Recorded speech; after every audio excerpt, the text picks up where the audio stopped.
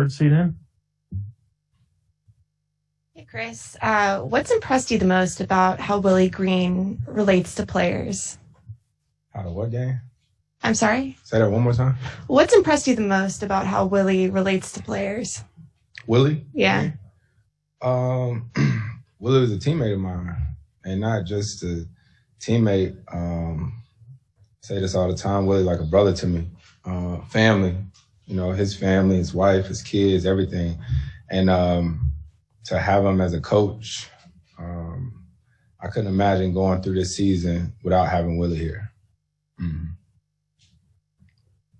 Was there like a specific moment that you really like turned to him or that he really helped you out that sticks out to you the most? Willie just gets it. And when you play in this league, I always talk about that Golden State series when it was Game 7 and his locker was right next to mine. And I didn't have a really good first half. And he was the one who told me, he's like, you got to be more aggressive, see? So he's just always been the guy that I could talk to about anything. He pushes me. And I think for him not only being a good player in his own right, that time he spent with the Warriors on those championship teams, so there's nothing in this league Willie hadn't seen. Yeah. Dave, you're in the front.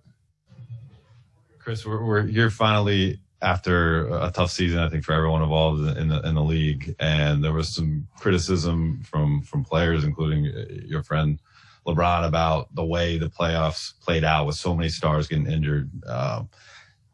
Thinking back to the tough conversations you guys had to have had in November to get ready for the season to start in December, what do you think about how everything's played out up to this point?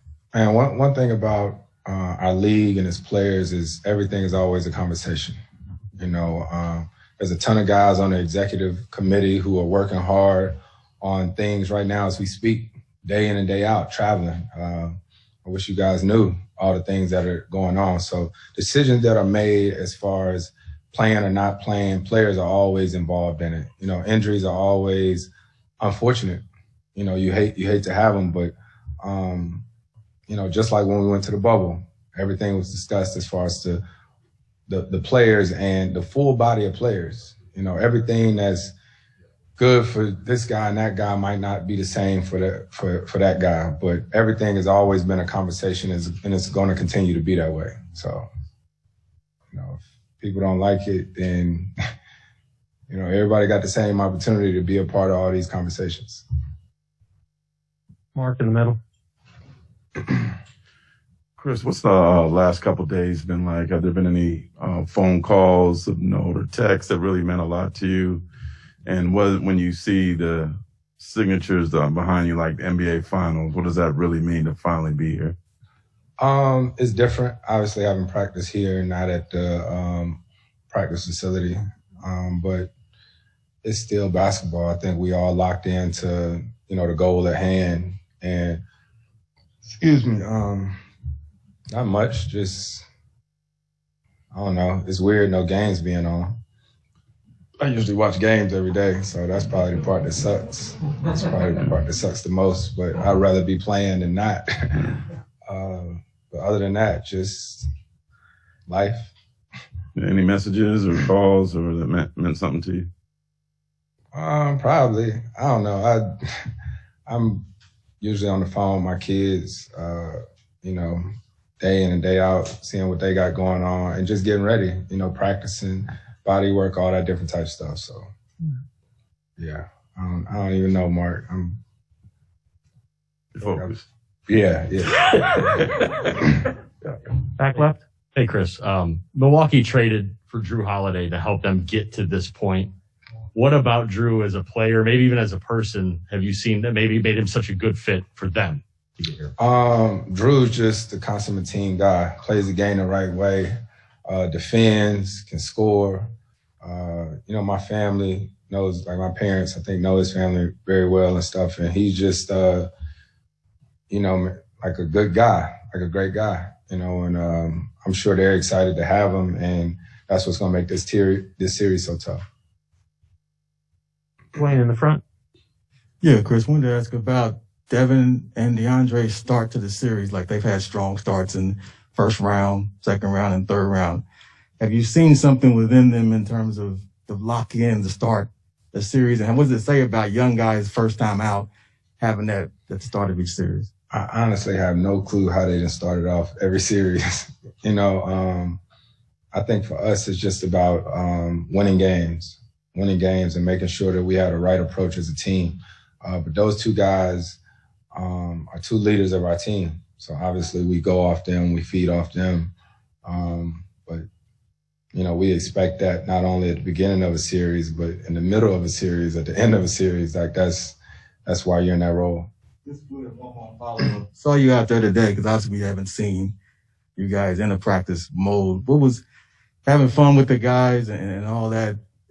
Devin's talked about still having fun and not letting it be too serious, but you are a serious person. So how have you tried to relax in this moment? You're not at practice with me every day. You know what I mean? So I think for us it's balance and whatever it is, you always got to remember this is a kid's game that we play. You know what I mean? So this is a blessing and an opportunity to play this game. So there's balance. I think our team knows when to lock in and when we got to enjoy the moment and enjoy ourselves. We'll go to Palmer on Zoom. Next is going to be Cameron Cox with 12 News. Hey, Chris, you talked about at the end of that Clipper game, you thinking about your son to knock down those free throws. I'm just curious, has he given you any advice going into the finals, or what is he telling you? Shoot, Chris say everything to me. He tell me when I'm playing well, when I'm playing bad. I think that's probably the most exciting part is my kids are of the age that they know everything that's going on. My daughter, who hasn't been a fan of any of my games my whole career, I think that's probably what touched me after the Western Conference Finals, is to see her with emotions and see her so excited. So, just enjoying the process and all the different moments of it, but ready to go. Final question is going to be Jose Romero with the Arizona Republic. Hey, Chris. You played with PJ Tucker. You've seen him over the years. I just want to get your thoughts and your take on his game and what he brings to the Bucks and what he's brought over his career. Yeah, a big piece of their team. Them picking up Tuck, I think has helped them a lot. Tuck's always just going to do the dirty work. Whatever his team needs him to help his team win, he's always going to do that. So it's a big pickup for them. Thank you, Chris. Yep. DeAndre will be right up.